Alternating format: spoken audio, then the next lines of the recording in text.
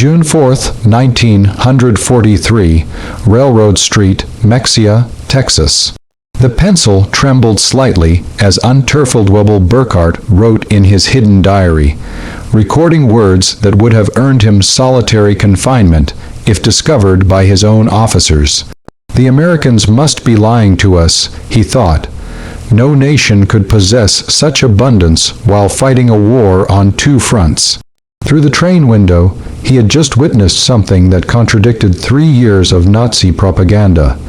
Electric lights blazed from every farmhouse, every street corner, every shop window, and endless constellation of electricity stretching across the Texas plains at 10:00 at night.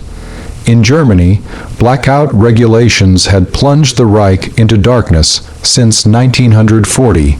Even before the war, rural electrification reached barely 20% of German farms. Yet here, in what Nazi propaganda had described as a decadent, collapsed America, electricity flowed like water.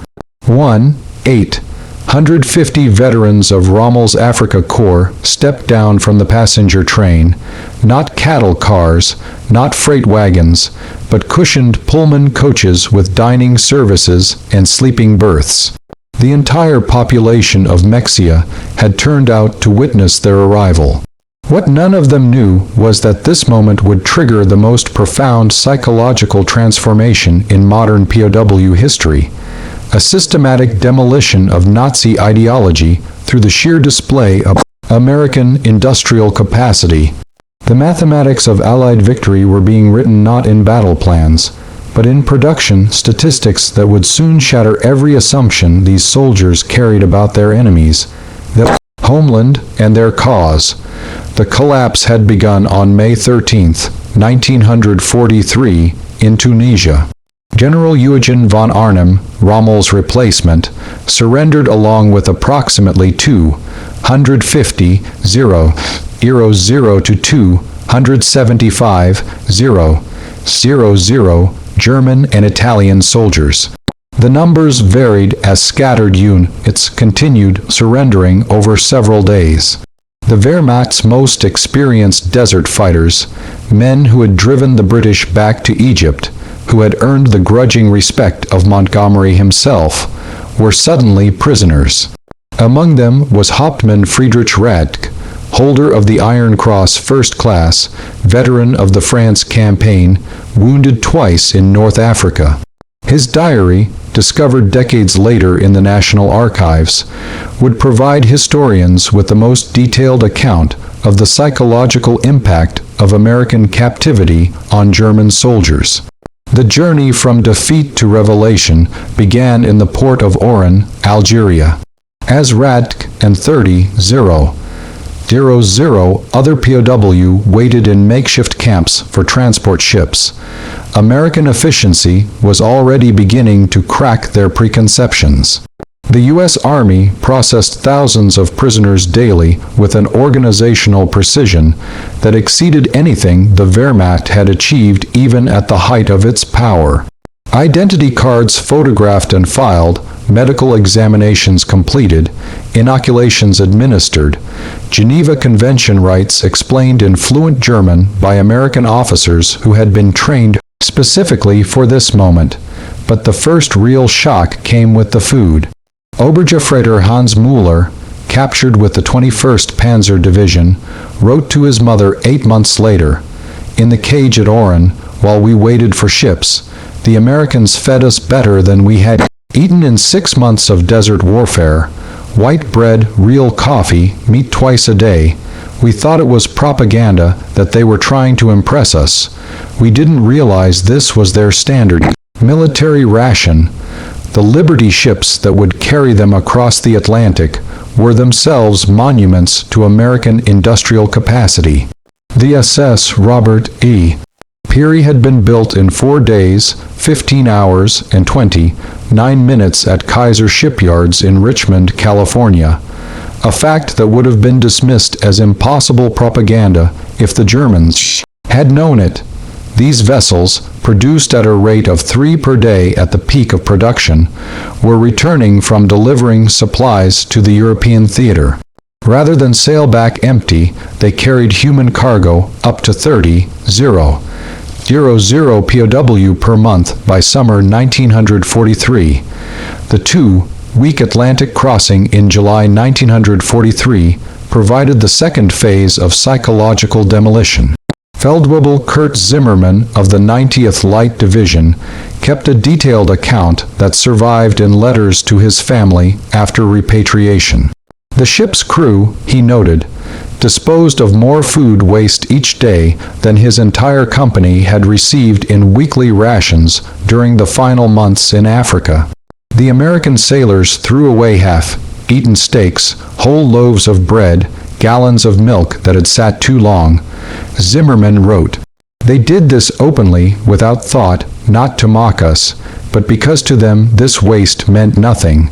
Their supply was limitless. The ships themselves became floating classrooms in American power."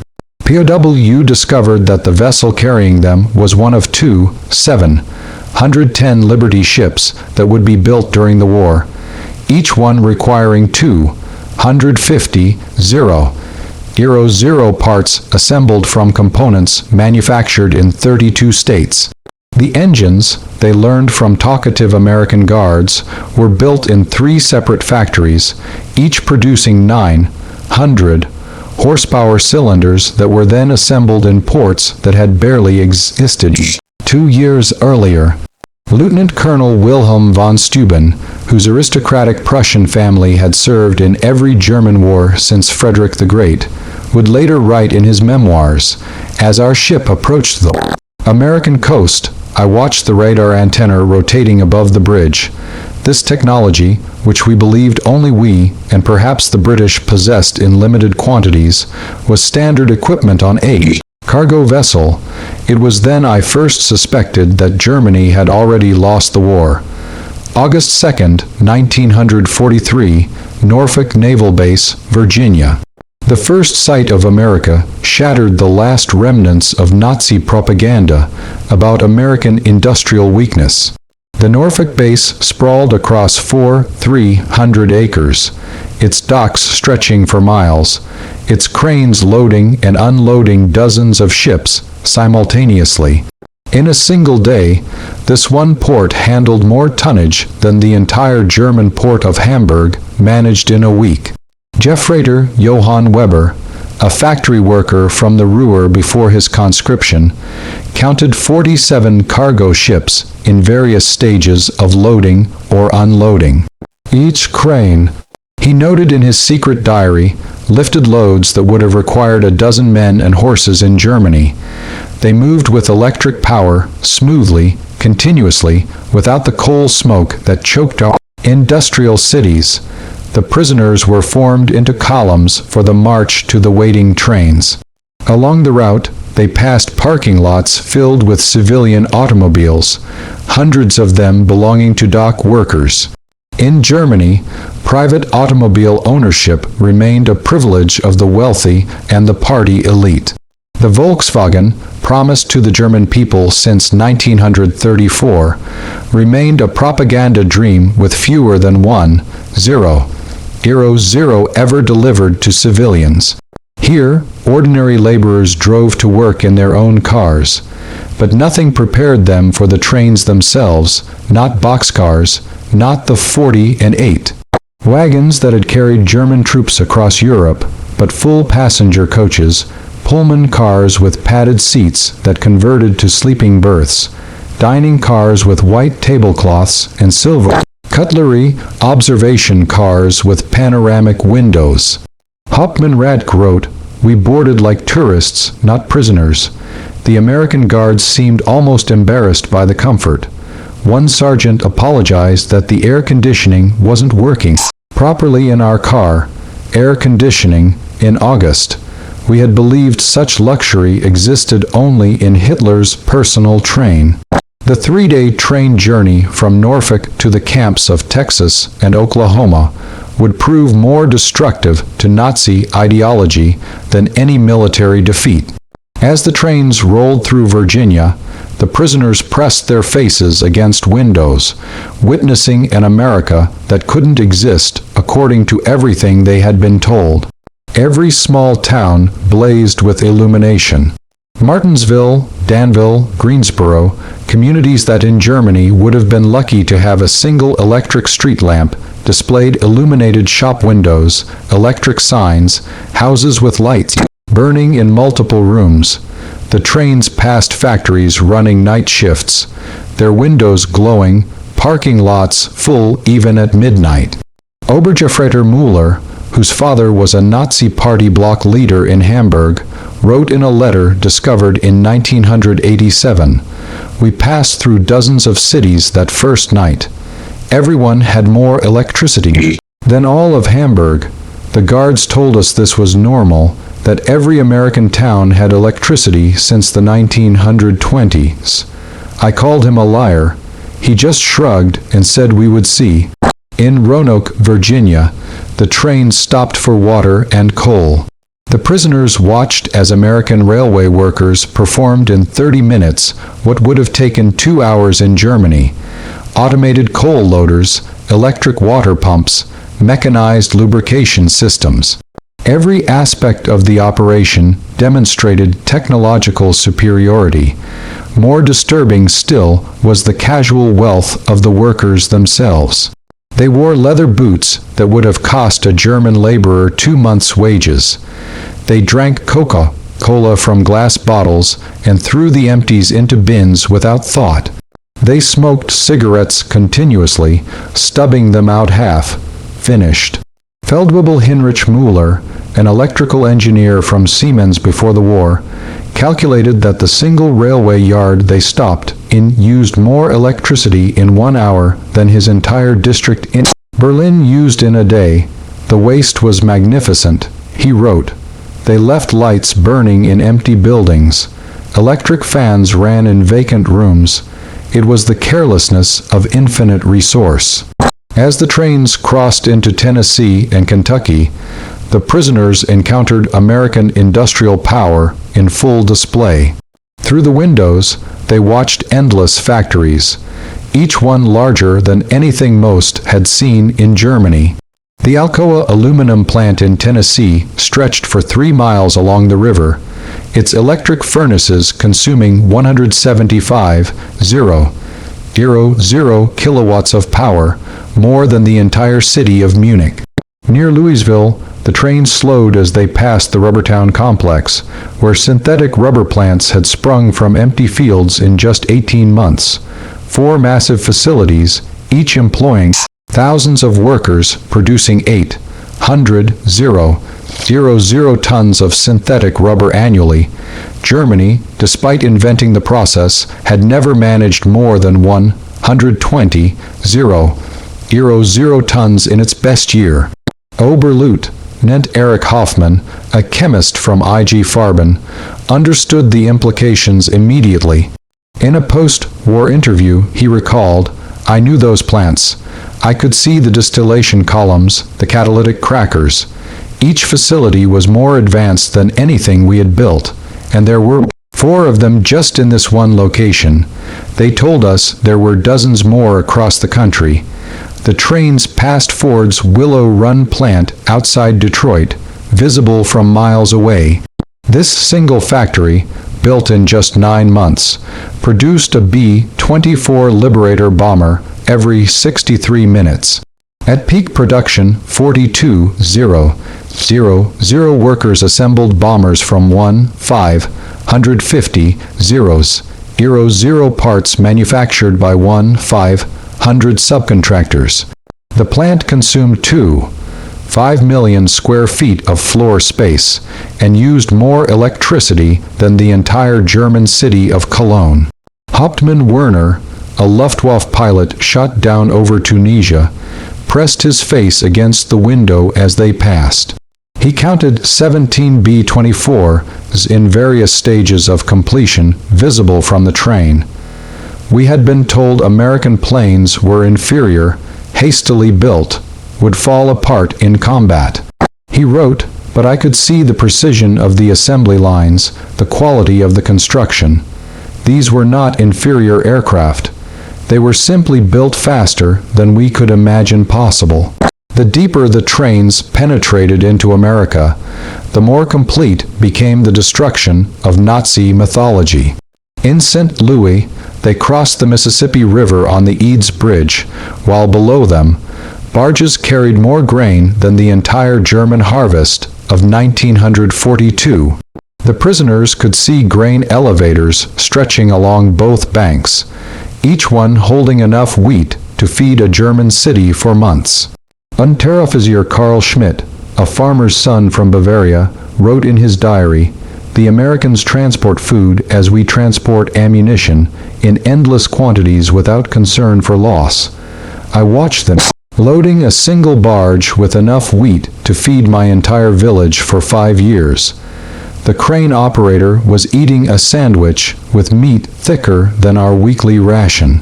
In Kansas City, the train stopped at a massive stockyard where tens of thousands of cattle waited for slaughter. The smell of meatpacking plants filled the air for miles. German POW who had subsisted on 200 grams of meat per week in Africa when lucky watched American workers eating beef sandwiches during their lunch break. "They ate meat like we ate bread," wrote Jeffwriter Paul Fisher. "No, that's wrong. They ate meat like we wished we could eat bread. The guard bought us hamburgers from a stand near the station, meat, cheese, vegetables on white bread for 15 cents. He bought 20 of them without thinking, paid with a single dollar bill. This was not special. This was their normal food." The arrival at the camps themselves provided the next level of cognitive demolition. Camp Hearn, Texas, built in just 4 months, housed between 0 and 800 prisoners in conditions that exceeded what most had known as civilians. Wooden barracks with electric lights, flush toilets, hot showers, and steam heat. Each building constructed with more lumber than entire German villages possessed. The camp hospital astounded the medical personnel among the prisoners. Oberstarzt Dr.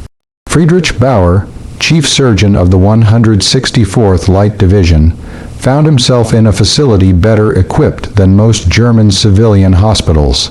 X-ray machines, surgical equipment, pharmaceutical supplies that had been unavailable in Germany since 1941.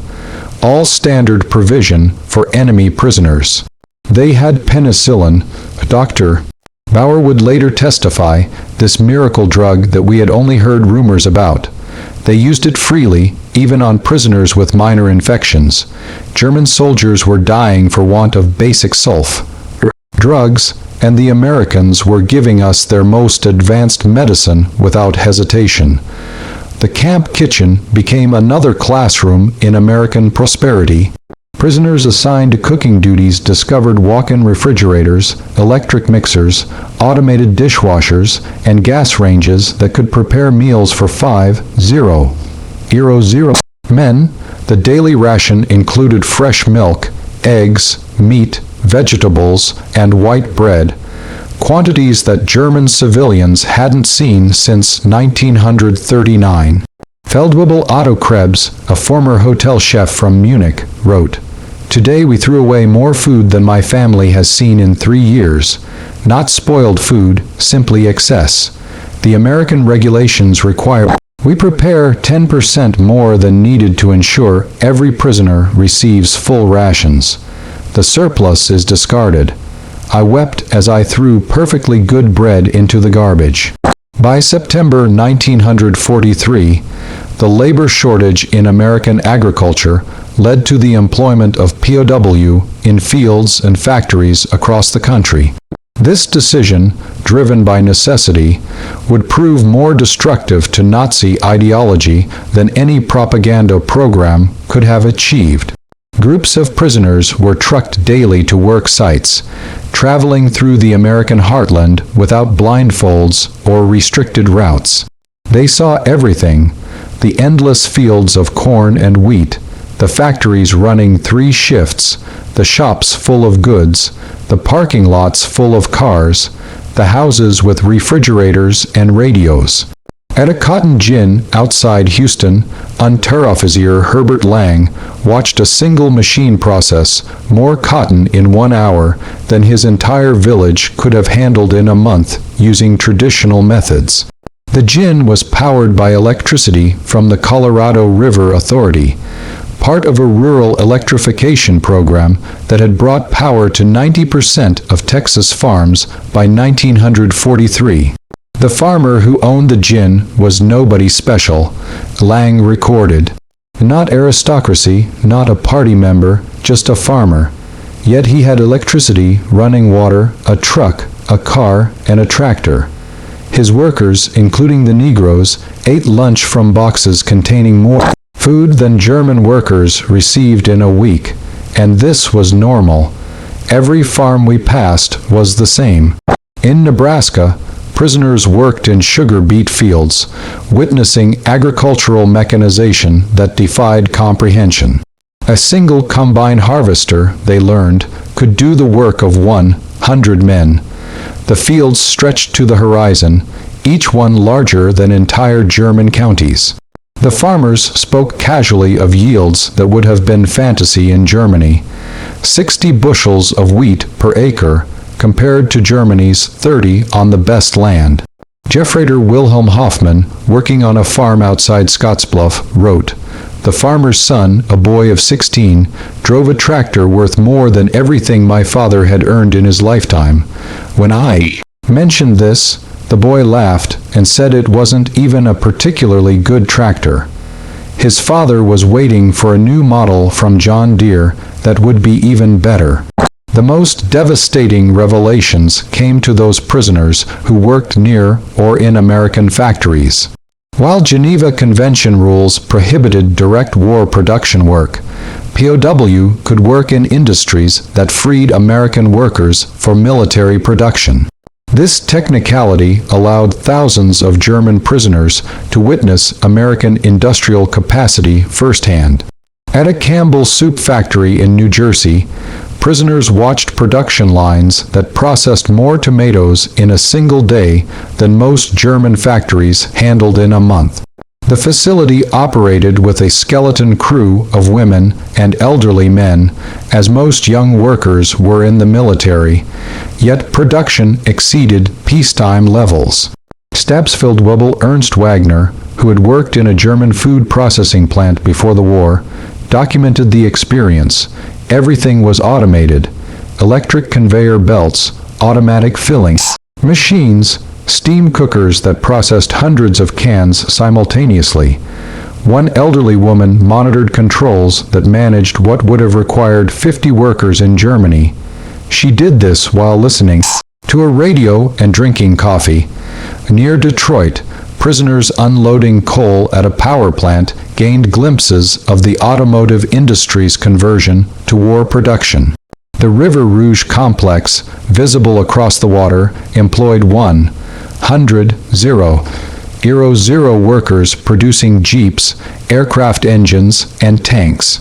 The plant consumed 1.5 million kilowatts of electricity daily, more than the entire city of Hamburg. "We could see the parking lots," wrote Oberjeffrader Franz Kellner. "Thousands of cars belonging to workers. Workers, in Germany, even our officers rarely owned cars. Here, factory workers drove to work. The guard told us many workers owned 2 cars, one for work, one for family use. We thought he was mocking us." By winter 1943, the cumulative impact of these observations was producing what American intelligence officers called ideological collapse syndrome among the prisoners. The Special Projects Division, the secret re-education program run by the Provost Marshal General's office, documented increasing numbers of prisoners requesting access to American newspapers, books, and educational materials. Major Paul Newland, a member of the monitoring team, reported in December 1943, The prisoners no longer argue when shown production statistics. They have seen too much. The most fanatical Nazis have become quiet. They still maintain loyalty to Germany, but no longer speak of victory. Many openly question what they were told about America. The camp newspapers, produced by prisoners themselves, began reflecting this transformation. Der Ruff, published at Fort Kearny, Rhode Island, gradually shifted from defiant nationalism to discussions of democracy, economic systems, and post-war reconstruction. The editors, carefully selected anti-Nazi prisoners, found their audience increasingly receptive. Lieutenant Hermann Goetz, captured with the 10th Panzer Division, wrote in a letter that passed American censors, "We were told America was a mongrel nation, weak, divided, controlled by Jews, incapable of military prowess. Every day I am here, I see the opposite. This is the most organized, unified, and powerful nation on earth. We were told fairy tales by criminals." The most devastating blow to Nazi ideology came from an unexpected source: the treatment of Italian prisoners after Italy's surrender in September 1943. Italian POW who agreed to cooperate were formed into Italian service units, given better quarters, increased pay, and more freedom. German prisoners watched their former allies working alongside Americans, eating in American restaurants, some even dating American women. Hauptmann Friedrich Schulz wrote, "The Italians betrayed us, yet they are treated better than we treated them as allies. They work freely, earn money, send packages home. The Americans show them no hatred. This democracy we were taught to despise appears more honorable than our own system." Christmas 1943 provided the most profound psychological impact. American organizations, churches, and civic groups sent 500,000 Christmas packages to German POW, enemies who had been trying to kill American soldiers months earlier. Each package contained cigarettes, candy, toiletries, and games. Local communities invited prisoners to Christmas dinners, though regulations prevented most from accepting. At Camp Hearn, Texas, the local Methodist Church choir performed Christmas carols in German for the prisoners. Women from Hearn, sent in home, made cookies and cakes. The Boy Scouts delivered handmade Christmas cards. This kindness toward enemies shattered the final remnants of Nazi racial theory. Oberleutnant Walter Mueller, whose brother had died in the bombing of Hamburg, wrote, "They know we are their enemies. Many have sons and husbands fighting against our armies. Yet they show us Christian charity, not propaganda, but genuine kindness. What kind of people treat enemies this way? Only those absolutely certain of victory and secure in their power." The Christmas feast itself defied comprehension. Turkey, ham, mashed potatoes, gravy, vegetables, pies, ice cream, quantities of food that Germany hadn't seen since before the First World War. The prisoners ate until they were sick, unable to comprehend such resources being lavished on enemies. "We ate like kings," wrote Feldwebel Hans Bauer. "Better than German generals eat, better than party leaders, and this was not special. The guards told us this was a normal American Christmas dinner, that every American family was eating the same meal. If they can feed prisoners this way, what must their own soldiers eat?" By early 1944, over 40,000 German prisoners were enrolled in educational programs. They studied English, American history, mathematics, and sciences. The University of Chicago provided correspondence courses. Stanford University sent professors to lecture on democracy and economics. The thirst for knowledge was insatiable. Prisoners who had been told Americans were cultureless barbarians discovered libraries with millions of books. universities that welcomed all social classes, scientific research that led the world. They read American newspapers freely, comparing multiple viewpoints, something impossible in Nazi Germany. Hauptmann Dr. Wilhelm von Braun, a physicist conscripted from the Kaiser Wilhelm Institute, attended lectures on atomic physics at Camp Shelby. He later wrote, "American professors, including Jewish refugees from Germany, taught us without hatred. They spoke of science as universal, belonging to all humanity. They were years ahead of German research, and they shared knowledge with enemies. This generosity of spirit was incomprehensible to minds shaped by Nazi ideology." The camp theaters showed American films, not propaganda, but regular Hollywood productions. Prisoners watched Gone with the Wind, seeing a depiction of American defeat and recovery that resonated with their own situation. They saw The Grapes of Wrath, amazed that Americans would show such self-criticism to enemies. "They hide nothing," wrote Lieutenant Joseph Kramer. "They show their problems, their failures, their conflicts. Yet this honesty makes them stronger, not weaker. In Germany, such criticism would mean death. Here it is considered patriotic." Spring 1944 brought expanded prisoner labor programs as American production reached its peak. German POW worked in canneries, mills, and fabrication plants, witnessing the full might of American industrial capacity. The numbers told a story that no propaganda could counter. At the Higgins Boat Factory in New Orleans, prisoners unloaded steel that would become landing craft for D-Day. They watched as workers assembled 700 boats per month, each one requiring 20,000 parts.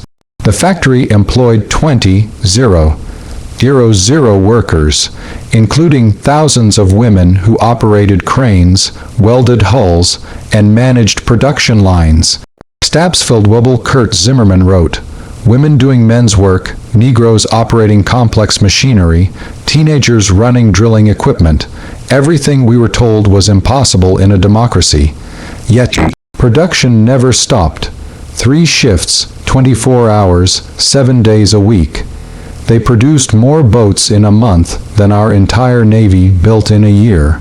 At Republic Steel in Ohio, prisoners witnessed the production of 10,000 tons of steel daily. The blast furnaces ran continuously, fed by endless trains of iron ore from Minnesota and coal from Pennsylvania. The scale defied German comprehension. This single plant produced more steel than the entire Ruhr at its peak, wrote Obergefreiter Paul Hartmann. "I worked at Krupp before the war. I thought I understood industrial production, but this was beyond imagination. They wasted more steel and spillage than we could produce." The workers complained about overtime while producing quantities we couldn't achieve with slave labor and double shifts.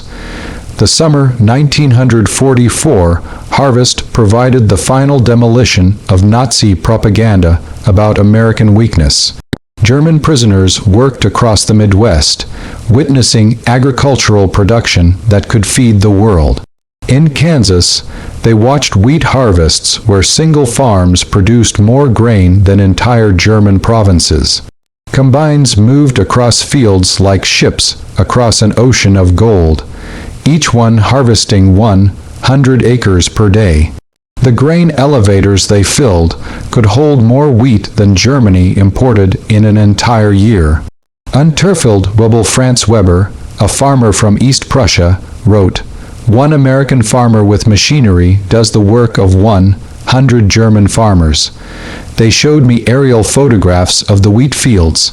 Thousands of square miles of grain. They could lose half their harvest and still have more than all of Europe combined." In California's Central Valley, prisoners picked fruit in orchards that stretched beyond the horizon. They watched as perfectly good fruit was discarded for minor blemishes, fruit that would have been treasured in Germany. Entire crops were sometimes plowed under to maintain prices, a concept that caused psychological breakdown among prisoners from hunger-ravaged Germany. They destroyed food to keep prices stable, wrote Gefreiter Otto Schultz. Mountains of oranges bulldozed into pits because they had too many. We begged to be allowed to send them to Germany, to our families. The guards were sympathetic, but explained it was impossible. The waste was strategic proof of unlimited resources. June 6, 1944. When news of the Normandy invasion reached the camps, German prisoners experienced their final ideological collapse. The scale of the operation 6-0, 00 ships 11-0, 00 aircraft 150-0 men in the first wave demonstrated American organizational capacity beyond Nazi Germany's wildest dreams. Prisoners at Camp Shelby watched newsreels of the invasion within days. They saw the endless streams of ships, the artificial harbors, the supply system that delivered 15-0 tons daily across open beaches.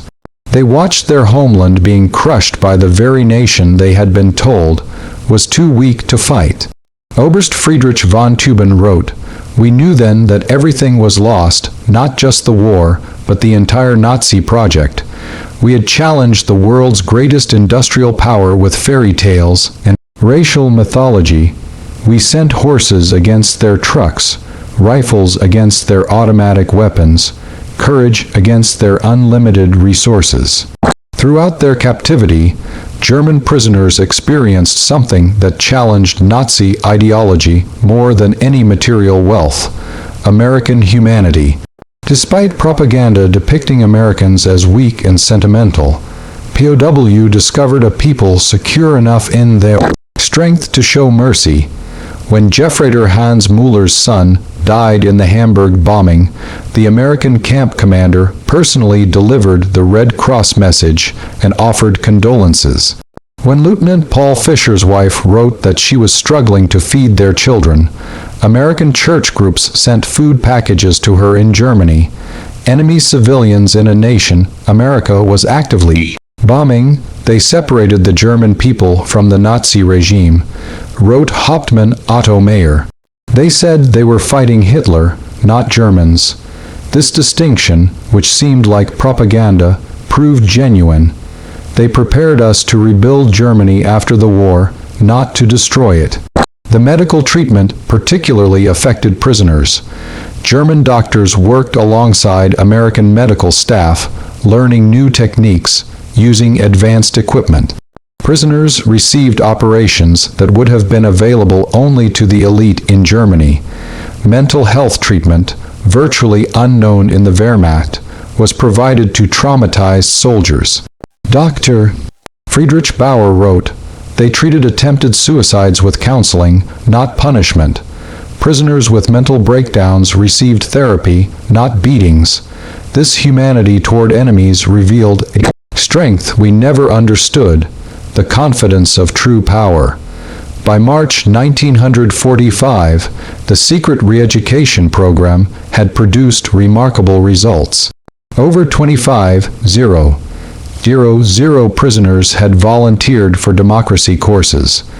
The camp newspapers published articles about constitutional government, free markets, and civil rights.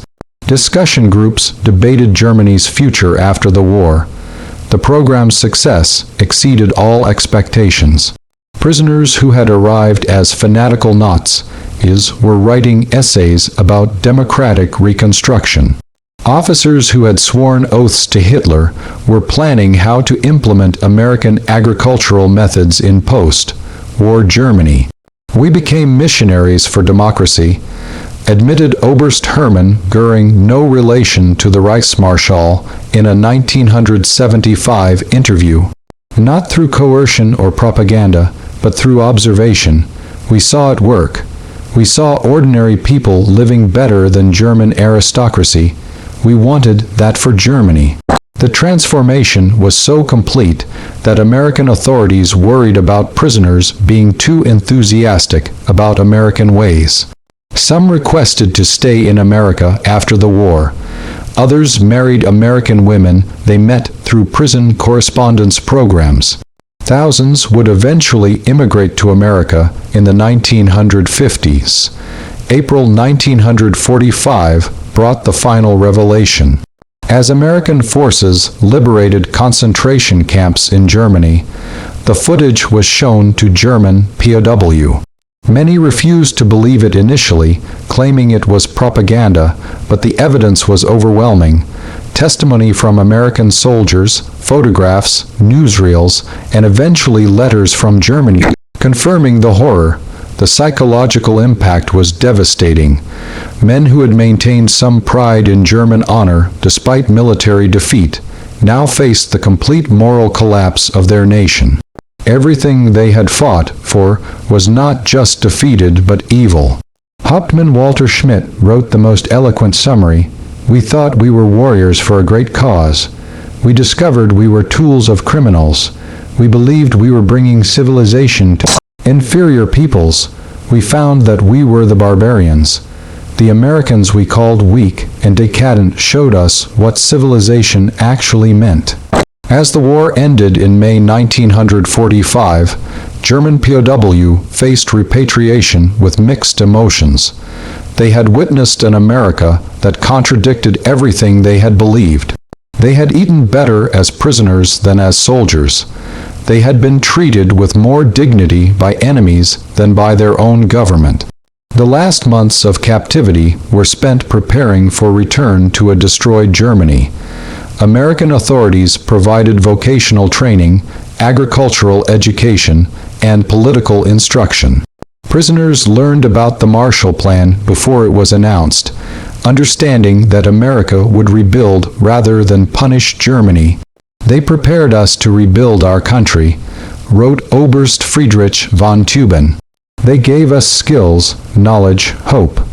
They transformed defeated soldiers into future citizens. This generosity from victors was incomprehensible to minds shaped by Nazi vindictiveness."